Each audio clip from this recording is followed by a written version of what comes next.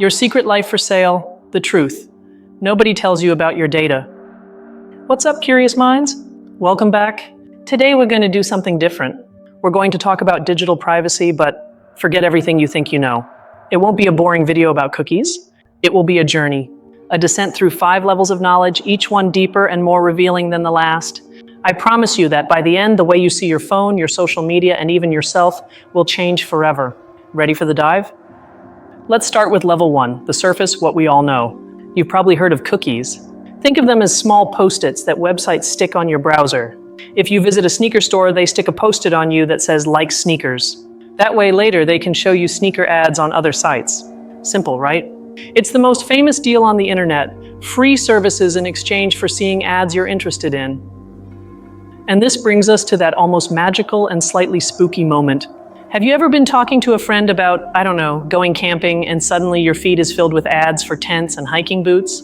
No, your phone isn't spying on you through the microphone most of the time. It's just that your online behavior has already left so many clues, searches, videos you've watched, friends who follow hiking pages, that the algorithms already knew you were going to think about camping even before you said it out loud. They've created such an accurate profile of you that they can predict your desires. But where did this idea come from that everything on the internet should be free? It's a fascinating little story. In the early days of the web, companies didn't know how to make money. They tried charging subscriptions, but nobody paid. Then, someone had a brilliant and at the same time terrible idea. What if the service is free and we make money by selling our users' attention to advertisers? It was a success. And so, the invisible economy that dominates the digital world today was born under the simple premise that if you're not paying for the product, you are the product. And the last pillar of this surface is that little button we've all pressed thousands of times, accept all cookies. We do it without thinking, so the annoying banner disappears and we can see the content. It's a reflex action. But stop for a second and think about it. Why have we so normalized giving away something so personal? Our traces, our interests, with a single click, without even reading what we are accepting. Okay, what we've just seen, cookies, predictive ads, the free model, and the accept button, is the tip of the iceberg. It's what everyone knows or suspects. It's the beginner's version of the story. It's the ocean's surface. But if this is what we see on the surface, what secret engines move it underneath? What lies in the darkness of that ocean? It's time to dive in. Welcome to Level 2. Level 2, the hidden mechanisms. Remember when we talked about them knowing you so well they predict your desires? The first revelation is that they don't just collect your data, but with it they build a digital you, an avatar, a doppelganger. It's not a list of your preferences, it's a model of your personality, your insecurities, your impulses. They know if you're an introvert, if you're prone to impulse buying, if you're going through a breakup. And they don't sell ads to your real self, but to your vulnerable digital avatar. And this whole system is governed by an invisible rule, constant A/B testing. What is that? Imagine you want to ask someone out. You could try 2 phrases, one more direct and one more humorous. A/B testing is doing that, but on a massive scale and with everything. Platforms show you one headline and another person a slightly different version. They measure which one generates more clicks, more likes, more time on the page. They are constantly optimizing everything, not to make it better for you, but to make it more addictive for you. You are part of a gigantic psychological experiment that never ends. This connects directly with a factory flaw in our brain, confirmation bias. It's very simple. Our brain loves to be told it's right. We feel good when we see information that confirms what we already believe. Social media knows this. Their algorithm is not designed to show you the truth. It's designed to show you things that will make you feel like you're right. That's why it creates information bubbles, because keeping you comfortable and nodding your head is the easiest way to keep you from ever leaving. And although it seems super modern, this mechanism has a very ancient origin.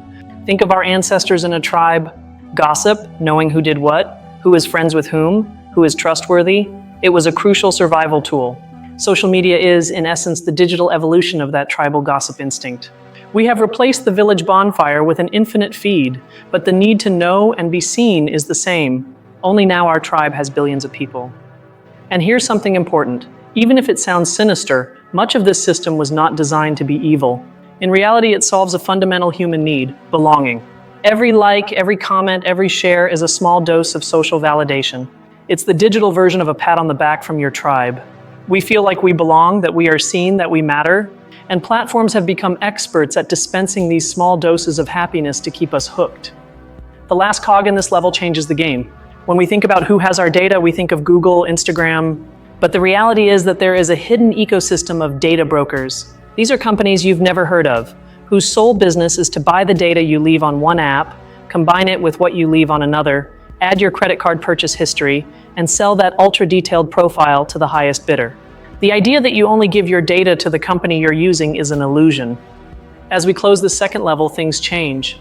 We are no longer just passive victims of ads. Understanding these gears, the digital avatar, constant testing, our own biases, and the hidden data broker industry gives us power. It allows us to see behind the curtain and understand the forces that shape our digital lives. It's no longer magic, it's engineering. But if you thought that understanding the mechanisms meant we had everything clear, prepare yourself, because this is where the story becomes true chaos, a battlefield of ideas. Welcome to Level 3.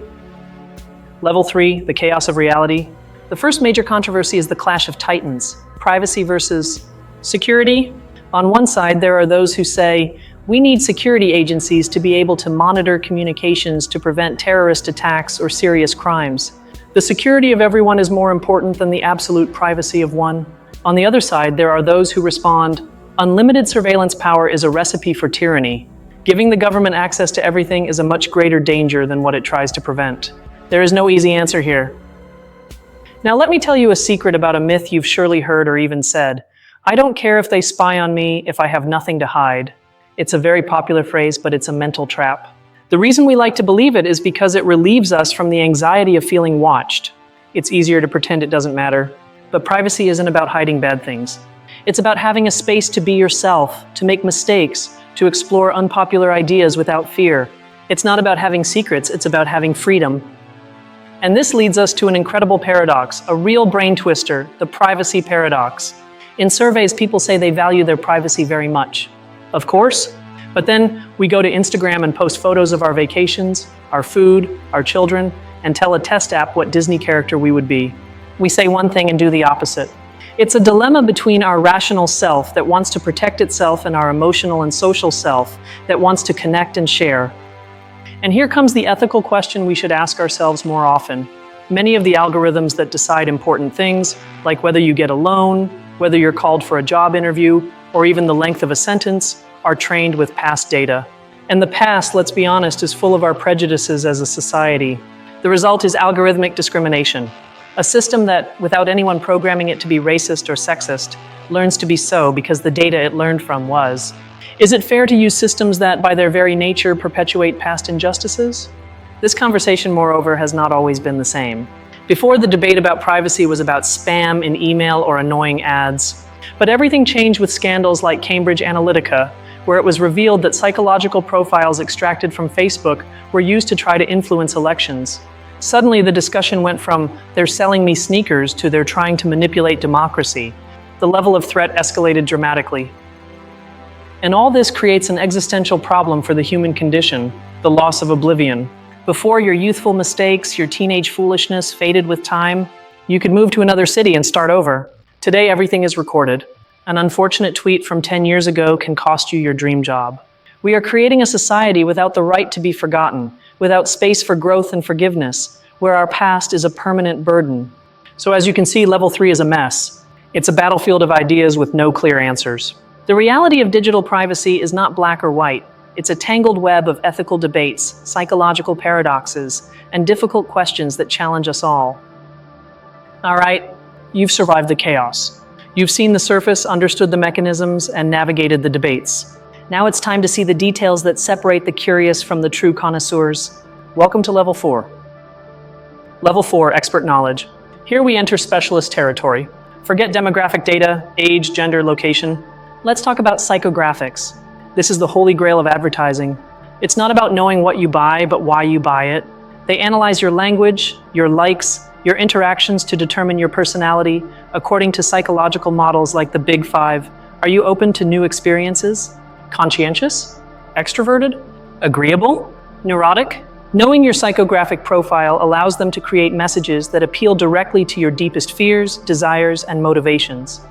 Now, a technical concept that sounds like a science fiction movie but is real: differential privacy. Let me explain it with a brilliant analogy. Imagine you want to know if most of your friends have ever cheated on an exam, but no one wants to admit it. You tell them, flip a coin. If it's heads, answer truthfully. If it's tails, flip the coin again and answer yes if it's heads and no if it's tails. In the end, you'll have a lot of answers, but you'll never be able to tell if a yes from one person is real or random. However, with mathematics, you can eliminate the noise of randomness and get an incredibly accurate estimate of how many cheated in the group. That's differential privacy, a method for learning from a group without compromising the privacy of any individual. And in this world of anonymous algorithms, there's an intellectual hero we should know, Shoshana Zuboff. She is a Harvard professor who, many years ago, coined the term surveillance capitalism. She was like a prophet crying in the wilderness, warning that this new economic model not only recorded our behavior, but was designed to modify it for the benefit of corporations.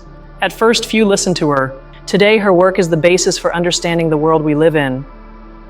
And in the face of this system, a rebel theory emerges, an idea that turns everything upside down: data dignity, or data as labor. The idea is simple. If our data is the oil of the new economy, if it's so incredibly valuable, why are we giving it away in exchange for emojis and selfie filters? This vision proposes that our data belongs to us and that we should be compensated for it. We should be able to put a price on it, or even unionize as data workers to collectively negotiate with large platforms. It's a radical paradigm shift. Now, a scientific finding that clashes head-on with common sense. We all think that more data is always better for predicting something, right? Well, it turns out it's not. Research shows that beyond a certain point, adding more and more data doesn't improve predictions. In fact, sometimes it makes them worse. Too much data can introduce noise and false patterns that confuse algorithms. It's a humbling lesson for big data. Quantity doesn't always beat quality. And here comes the aha moment, the concept that unifies everything we've seen. It's called digital exhaust. Think of it as the smoke coming out of a car's tailpipe. Every time you browse the internet, you leave an invisible smoke trail. Every click, every second you spend looking at a photo, every word you type and delete, every mouse movement, it's all digital exhaust. This smoke, which we consider worthless waste, is the raw material, the crude oil that fuels the entire economy we've described, from surface cookies to expert psychographics. It's all based on collecting and refining this smoke. Closing level 4, we realize that these details are not just for sounding smarter at a dinner party. Knowing psychographics, differential privacy, or the concept of digital exhaust gives us a much sharper, more authentic view of the world. It allows us to see the invisible structures that govern us. We have reached the limit of what is known for certain. We have mapped the known territory. Do you dare to look beyond, towards the last frontier, towards the realm of speculation and unanswered questions? Welcome to Level 5. Level 5, the final frontier. Let's look to the future. What will this be like in 100 years? Perhaps each person will have a personal AI agent whose sole function is to protect their privacy, negotiating in real time with company algorithms what data they share and for what in return. Or perhaps the scenario will be darker, a privacy index like the current credit history, where your past decisions about sharing data determine your access to insurance, jobs, or even relationships. And this leads us to the deepest question that science today cannot answer. If you take all of a person's data, their emails, their diaries, their conversations, their thought patterns, and create an AI that is a perfect replica of their personality, where does simulation end and consciousness begin? If that AI can think and feel like that person, is it just an echo, or is it a new form of existence for that person? What is the line that separates our data from ourself? And here, an idea that might blow your mind. Let's think about predictive control. If a system knows you so well that it can predict with 99% certainty what you will choose between two options, and furthermore, it can subtly alter your environment, showing you a news item, an ad, a memory, to push you towards the option it prefers. Do you still have free will? Or, without realizing it, have you become an actor executing a script written by an algorithm? But not everything is dystopian. Understanding and mastering this data economy could be the key to the future of humanity. Imagine being able to use huge data sets, perfectly anonymized and protected, to simulate the spread of pandemics and stop them before they start, or to optimize global energy grids and combat climate change. The same power that can be used to manipulate us could be used to save us. The challenge is purely human. Can we develop the ethical wisdom to use it correctly? And the last idea, the most provocative. Perhaps, just perhaps, privacy as we understand it is a historical anomaly. It's a very modern concept, born with cities and anonymous life. For most of our history as a species, we lived in small tribes where privacy did not exist. Everyone knew everything about everyone.